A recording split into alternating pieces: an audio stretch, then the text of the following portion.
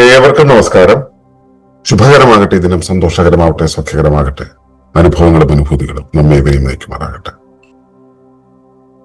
കഴിഞ്ഞ ദിവസങ്ങളിൽ ഞാൻ യാത്രയിലായതുകൊണ്ട് വർഗീസ് സാറിനാണ് വിഷയങ്ങൾ അവതരിപ്പിച്ചിരുന്നത്. അപ്പോൾ അദ്ദേഹം അവസാനമായിട്ട് പറഞ്ഞത് ലോ ഓഫ് ക്വാളിറ്റി സെലക്ഷനെ കുറിച്ചാണ്. ഇന്ന് 1782 ഈ ഒരു പ്രോസസ്സിൽ ശരീരത്തിന്റെ അല്ലെങ്കിൽ ജീവന്റെ ന്യൂന നിയമം എന്ന് പറയുന്ന ഒന്നിനെ കുറിച്ചാണ് പറയുന്നത്. The law of minimum. അതിനെക്കുറിച്ച് പറയുന്നത് ഇവിടെ എങ്ങനെയാണ്? The law of minimum states that growth is limited by the scarcest essential factor. ന്യൂന നിയമവും പ്രതിഭാസങ്ങളും ഒരു ജീവിയുടെ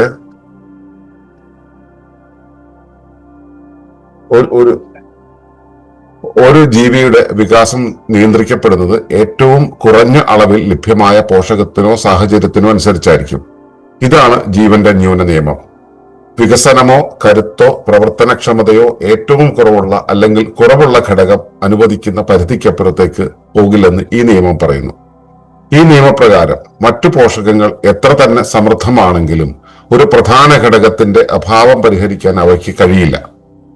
പരിമിതി, ആശ്രയത്വം, ആനുപാതികമായ വളർച്ച എന്നിവയാണ് ഇതിന്റെ പ്രധാന സവിശേഷതകൾ. ഏതെങ്കിലും ഒരു വിറ്റാമിനോ മിനറലോ സാഹചര്യമോ കുറവാണെങ്കിൽ മൊത്തത്തിലുള്ള വികാസം മന്ദഗതിയിലാവുകയോ നിലയ്ക്കുകയോ ചെയ്യുന്നു. ഗർഭസ്ഥ ശിശുവിന്റെ വളർച്ച മാതാവിന്റെ ഭക്ഷണത്തിന്റെ പോഷകങ്ങളുടെ ഗുണമേന്മയെ ആശ്രയിക്കുന്നത് ഇതുകൊണ്ടാണ്. കാരണം ലഭ്യമായതിൽ വെച്ച് ഏറ്റവും കുറഞ്ഞ ഘടകമാണ് വളർച്ചയുടെ പരിധി നിശ്ചയിക്കുന്നത്. തളർച്ച, മോശം വളർച്ച, സാവധാനത്തിലുള്ള രോഗമുക്തി, കുറഞ്ഞ രോഗപ്രതിരോധ ശേഷി എന്നിവ ഈ നിയമത്തിന്റെ പ്രകടനങ്ങളാണ്. ഇല്ലാത്ത ഘടകത്തെ പുനഃസ്ഥാപിക്കുന്നത് സന്തുലിത വികാസത്തെ വീണ്ടെടുക്കുന്നു. അപ്പോ ഇതാണ് ലോ ഓഫ് മിനിമം എന്ന് പറയുന്നത്. എന്താണോ അവൈലബിൾ ആയിട്ടുള്ളത് അതിനനുസരിച്ചായിരിക്കും ഒരു ജീവൻ പ്രവർത്തിക്കുക. മിനിമം റിസോഴ്സ് എത്രയാണ് അതിനനുസരിച്ചാണ് ജീവൻ പ്രവർത്തിക്കുക, അതിനനുസരിച്ചാണ് പ്രവർത്തിക്കേണ്ടത്. കാരണം അതിനും അപ്പുറത്തേക്കുള്ള ഒരു വികാസത്തിലേക്ക് ശ്രമിച്ചാൽ, അതായത് നമുക്ക് ബഡ്ജറ്റ് എന്താണോ ആ ബഡ്ജറ്റിനും അപ്പുറത്തേക്ക് ഒരു പ്ലാൻ ഉണ്ടായാൽ ആ പണി, ആ നിർമ്മിതി കൃത്യമായിട്ട് പൂർത്തീകരിക്കാൻ കഴിയില്ല, അല്ലെങ്കിൽ അത് കൃത്യമായി നടപ്പിലാക്കാൻ കഴിയില്ല. ഇതിപ്പോ ഏതൊരു സംവിധാനത്തിന്റെയും നിർമ്മിതിയുമായി ബന്ധപ്പെട്ട അല്ലെങ്കിൽ പരിചരണവുമായി ബന്ധപ്പെട്ട ഒരു പൊതു നിയമമാണ്. സാമൂഹ്യമായിട്ടുള്ള, സാമ്പത്തിക മേഖലയിലോ പാരിസ്ഥിതികമായിട്ടോ ഒക്കെയുള്ള ഒരു നിയമമാണ്. ഇക്കോണമി എന്ന് പറയുന്നത് കൃത്യമായിട്ട് മെയിൻറ്റെയിൻ ചെയ്യപ്പെടുന്നു. അതുകൊണ്ട് തന്നെ ഇക്കോണമിയിൽ പാലിക്കുന്ന ഒരു പ്രധാന നിയമമാണ് ഈ പറഞ്ഞത് ദ ലോ ഓഫ് മിനിമം എന്ന് പറയുന്നത്. ലോ ഓഫ് മിനിമം പറയുന്നതനുസരിച്ച് ഒരു ജീവിയുടെ വികാസം നിയന്ത്രിക്കപ്പെടുന്നത് ഏറ്റവും കുറഞ്ഞ അളവിൽ ലഭ്യമായ പോഷകത്തിനോ സാഹചര്യത്തിനോ അനുസരിച്ചായിരിക്കും. നമ്മൾ കഴിക്കുന്ന ഭക്ഷണത്തിനനുസരിച്ച് നമ്മുടെ ജീവിതം നമ്മുടെ പരിസരത്തോട് എത്രത്തോളം എക്സ്പോസ് ചെയ്തിരിക്കുന്നു, അതിനനുസരിച്ച് നമ്മുടെ ജീവിതത്തിലേക്ക് വന്നു ചേരുന്ന വിഭവങ്ങൾ, അതായത് നമ്മുടെ പരിസര ഘടകങ്ങൾ നമ്മളിവിടെ കടത്തിവിടുന്നുണ്ടല്ലോ, അവയാണ് പോഷകങ്ങളായിട്ടൊക്കെ മാറുന്നത്. അപ്പോൾ അവയുടെ ലഭ്യതയിൽ വ്യത്യാസം, ഏറ്റക്കുറച്ചിലുകൾ ഉണ്ടാവും. അതിൽ ഏറ്റവും മിനിമത്തിൽ കിട്ടുന്ന ഒരു അനുപാതം, അപ്പൊ ശരീരത്തിന് ഇന്ന കാര്യങ്ങൾ ഇത്ര അളവിൽ കിട്ടേണ്ടതുണ്ട് എന്നൊരു കണക്കുണ്ടെന്നിരിക്കട്ടെ. അവയിൽ ഏറ്റവും കുറഞ്ഞ ഒരു അനുപാതം എങ്ങനെയാണ് മെയിൻറ്റെയിൻ ചെയ്യാൻ പറ്റുക എന്ന് വെച്ചാൽ, ഇപ്പോ ഒരു വിഭവം വളരെ കൂടുതലും മറ്റൊരു വിഭവം, അതായത് മറ്റൊരു പോഷകം വളരെ കുറഞ്ഞ അളവിലും കിട്ടുന്നിരിക്കട്ടെ. ഈ കുറഞ്ഞ അളവിൽ കിട്ടുന്നതിന് ആനുപാതികമായി മാത്രമേ കൂടിയ അളവിലുള്ളതിനെയും സ്വീകരിക്കാൻ ശരീരം തയ്യാറാവൂ, അല്ലെങ്കിൽ തയ്യാറാകാവൂ. എങ്കിൽ മാത്രമാണ് ആ റേഷ്യോ, ശരീരത്തിന്റെ നമ്മൾ പറയാറുള്ള ഇന്റഗ്രൽ പ്രൊപ്പോർഷൻ എന്ന് പറയുന്ന ഒരു അവസ്ഥയെ കൃത്യമായിട്ട് മെയിൻറ്റെയിൻ ചെയ്യാൻ കഴിയുള്ളൂ. ശരീരത്തിന്റെ, അതായത് ഉപരിവ്യവസ്ഥയുടെ പ്രവർത്തനാനുപാതം, ശരീരത്തിന്റെയും പ്രവർത്തനത്തിന്റെയും അനുപാതം ഉണ്ടല്ലോ, ആ അനുപാതത്തിന് അതിന്റെ ചെറിയൊരു രൂപമാണ് ഇന്റഗ്രൽ പ്രൊപ്പോർഷൻ എന്നുള്ള രീതിയിൽ, ഈ ഹോളോൺ എന്നുള്ള രീതിയിൽ ഒരു ജീവവസ്തു പാലിക്കുക. അപ്പൊ ആ റേഷ്യോ കൃത്യമായിട്ട് മെയിൻറ്റെയിൻ ചെയ്യണമെങ്കിൽ കിട്ടുന്ന ടോട്ടൽ വിഭവങ്ങളുടെ ഏറ്റവും കുറഞ്ഞ ഒരു വിഭവം എന്നുവെച്ചാൽ ഇപ്പോ 100 ഗ്രാം പ്രോട്ടീൻ ആവശ്യമാണ്, 100 ഗ്രാം കാർബോഹൈഡ്രേറ്റ് ആവശ്യമാണ് എന്നിരിക്കട്ടെ. അതിൽ 50 ഗ്രാം കാർബോഹൈഡ്രേറ്റ് കിട്ടുന്നുള്ളൂവെങ്കിൽ ആ 50 ഗ്രാമിനനുസരിച്ചുള്ള ഒരു അനുപാതമായിരിക്കും ശരീരം മെയിൻറ്റെയിൻ ചെയ്യുക. അപ്പോ അതുപോലെ പോഷകമാണെങ്കിലും സാഹചര്യമാണെങ്കിലും ഒരു ജീവിയുടെ വികാസത്തെ നിയന്ത്രിക്കുന്നത് ഏറ്റവും കുറഞ്ഞ അളവിൽ ലഭ്യമായ പോഷകത്തിനും സാഹചര്യത്തിനും അനുസരിച്ചായിരിക്കും. ഇതിനെയാണ് നമ്മൾ ന്യൂന നിയമം അഥവാ ലോ ഓഫ് മിനിമം എന്ന് പറയുക. വികസനമോ കരുത്തോ പ്രവർത്തനക്ഷമതയോ ഏറ്റവും കുറവുള്ള അല്ലെങ്കിൽ കുറവുള്ള ഘടകം അനുവദിക്കുന്ന പരിധിക്ക് അപ്പുറത്തേക്ക് പോകില്ലെന്ന് ഈ നിയമം പറയുന്നു. ഒരു സിസ്റ്റം വികസിക്കണമെങ്കിൽ, അല്ലെങ്കിൽ അതിന് ശക്തി ആർജിക്കണമെങ്കിൽ, അല്ലെങ്കിൽ അതിന്റെ പ്രവർത്തനക്ഷമത ആർജിക്കണമെങ്കിൽ അതിന് ഏറ്റവും മിനിമത്തിൽ കിട്ടുന്ന ആ ഒരളവുണ്ടല്ലോ, അതിനും അപ്പുറത്തേക്ക് പോകില്ല. അങ്ങനെ പോയാൽ ആ സിസ്റ്റം ബാലൻസ്ഡ് ആവില്ല. നമ്മളിപ്പോ നമ്മുടെ നാട്ടിലെ വികസനം എന്ന് പറയുന്ന ഒരു രീതിയെ നമുക്ക് കണ്ടാൽ മനസ്സിലാവും. വികസനത്തിന്റെ ചില ഭാഗങ്ങളൊക്കെ ഭയങ്കരമായിട്ട് അങ്ങോട്ട് ബൂസ്റ്റ് ചെയ്തു പോകും. അങ്ങനെ ബൂസ്റ്റ് ചെയ്തു പോകുന്ന ഹ്യൂമൻ ലോജിക്കിന്റെ ഇടപെടൽ കൊണ്ടാണ്. അങ്ങനെ ബൂസ്റ്റ് ചെയ്തു പോകുന്ന സമയത്ത് അത് അധികകാലം നിലനിൽക്കില്ല.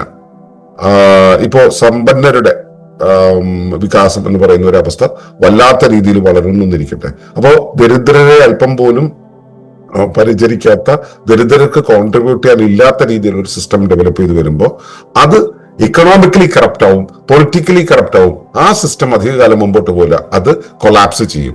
അതുപോലെ തന്നെ ശരീരത്തിനകത്ത് വികസനമായിക്കോട്ടെ, കരുത്തായിക്കോട്ടെ, പ്രവർത്തനക്ഷമത ആയിക്കോട്ടെ, ഏറ്റവും കുറവുള്ള ഘടകം അനുവദിക്കുന്ന പരിധി അതെത്രയാണോ അതിനും അപ്പുറത്തേക്ക് പോകില്ല എന്നുള്ളതാണ് പറയുന്നത്. അപ്പോൾ ഈ നിയമപ്രകാരം മറ്റു പോഷകങ്ങൾ എത്ര തന്നെ സമൃദ്ധമാണെങ്കിലും പ്രധാന ഘടകത്തിന്റെ അഭാവം പരിഹരിക്കാൻ അവയ്ക്ക് കഴിയില്ല. അത് കൃത്യമായിട്ട് നമ്മൾ മനസ്സിലാക്കേണ്ടതുണ്ട്. ഒരുപാട് ഘടകങ്ങൾ നമുക്ക് അവൈലബിൾ ആണ്. ഏറ്റവും പ്രധാനപ്പെട്ട ഘടകം എന്താണ്? അവയുടെ ആ ന്യൂനത പരിഹരിക്കാൻ മറ്റ് ഘടകങ്ങൾക്ക് കഴിയണമെന്നില്ല.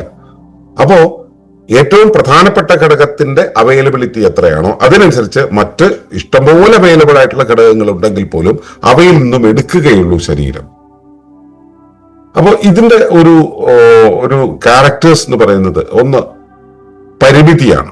എത്രയാണ് വിഭവത്തിന്റെ പരിമിതി, അതിനനുസരിച്ച് വളർച്ചയും പരിമിതപ്പെട്ടിരിക്കുന്നു എന്നുള്ളതാണ്. പിന്നെ വിഭവങ്ങളുടെ, പോഷകങ്ങളുടെ ഒരു മേൽ ഇതിനൊരു ആശ്രയത്വമുണ്ട്. ശരീരത്തിന്, ജീവനുള്ള വസ്തുക്കൾക്ക് പോഷകങ്ങൾക്കും പരിസരത്തോടും ഒരു ആശ്രിതത്വമുണ്ട്. അതുപോലെ തന്നെ ഈ പ്രൊപ്പോർഷണൽ ഗ്രോത്ത് എന്ന് പറയുന്ന ഒരു അവസ്ഥ, അതായത് എന്താണോ അവൈലബിലിറ്റിക്ക് പ്രൊപ്പോർഷണൽ ആയിട്ട് മാത്രമേ വളരുള്ളൂ. ഈ പ്രൊപ്പോർഷൻ യഥാർത്ഥത്തിൽ എന്തിന്റെ പ്രൊപ്പോർഷനാണ്? ഇന്റഗ്രൽ പ്രൊപ്പോർഷൻ എന്ന് പറയുന്ന ആ ഒരു പ്രതിഭാസമുണ്ടല്ലോ. അതായത് വലിയ വ്യവസ്ഥയുടെ അനുപാതം എത്രയാണോ അതിന് ആനുപാതികമായി, സമഗ്ര ആനുപാതികമായ ചെറിയ വ്യവസ്ഥയുടെ ഘടന, പ്രവർത്തനം, അതിന്റെ സ്വഭാവം തുടങ്ങിയ കാര്യങ്ങൾ, ഇതിനെ ഹോളോൺ എന്നാണ് നമ്മൾ പറയുക.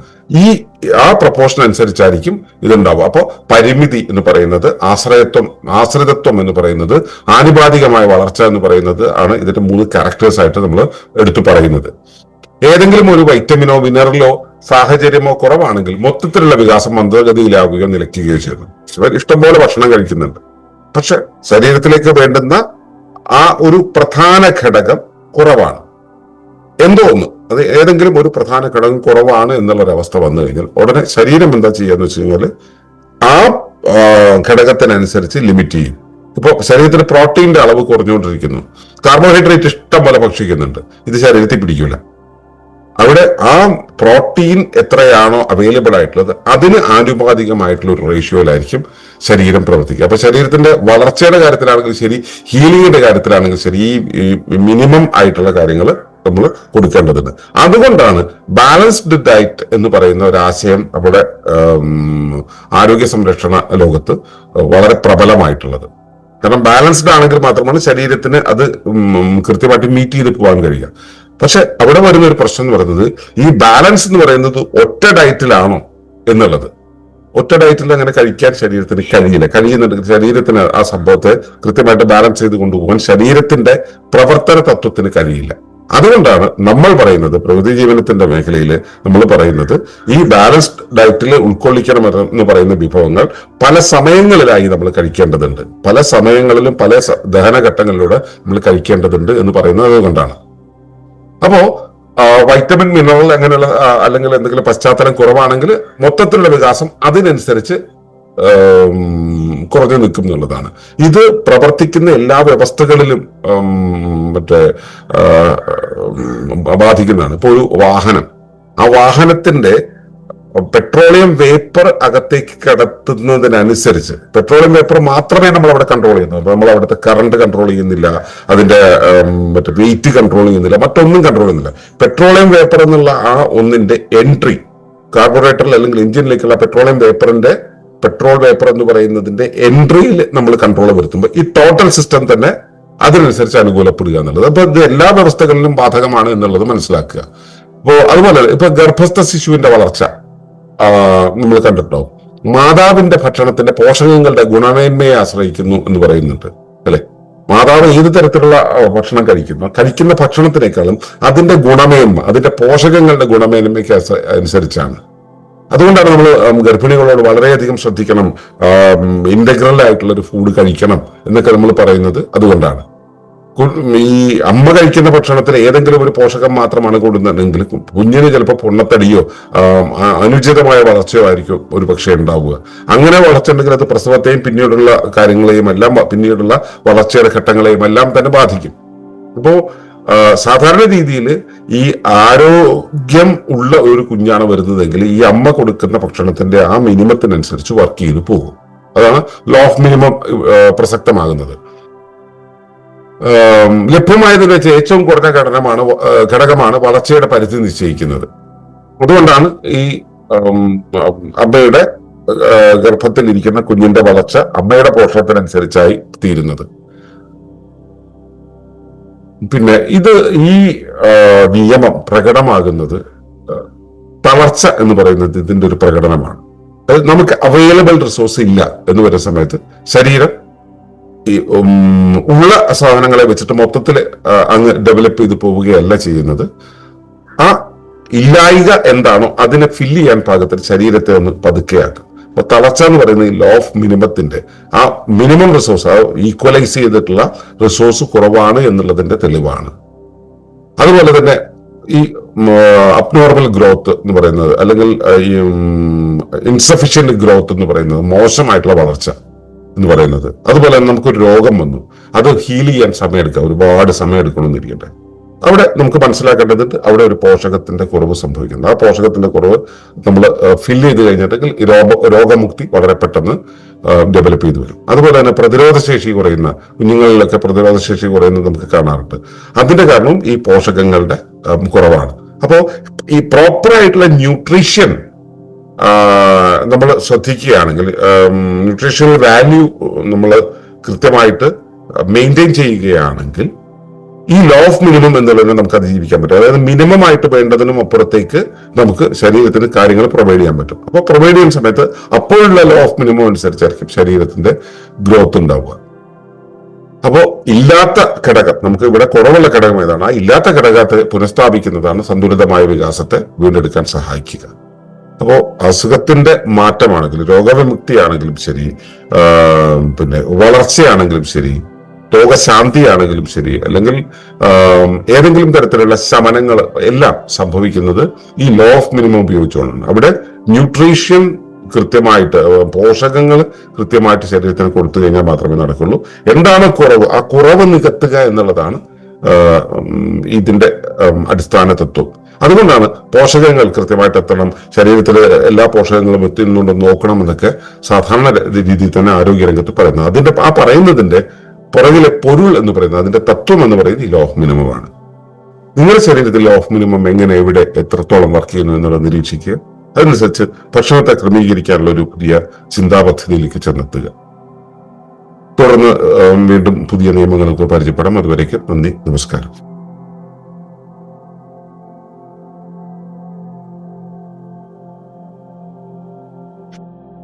തുടർന്ന് കാണുന്നതിന് മുമ്പായി ഈ വിഷയം ഇഷ്ടമായെങ്കിൽ ഒന്ന് ലൈക്ക് ചെയ്യുക, കമന്റ് ചെയ്യുക, ഷെയർ ചെയ്യുക. നിങ്ങൾ പ്രകൃതിയെ ഇഷ്ടപ്പെടുന്നുവെങ്കിൽ ഈ ചാനൽ ഒന്ന് സബ്സ്ക്രൈബ് ചെയ്യുക.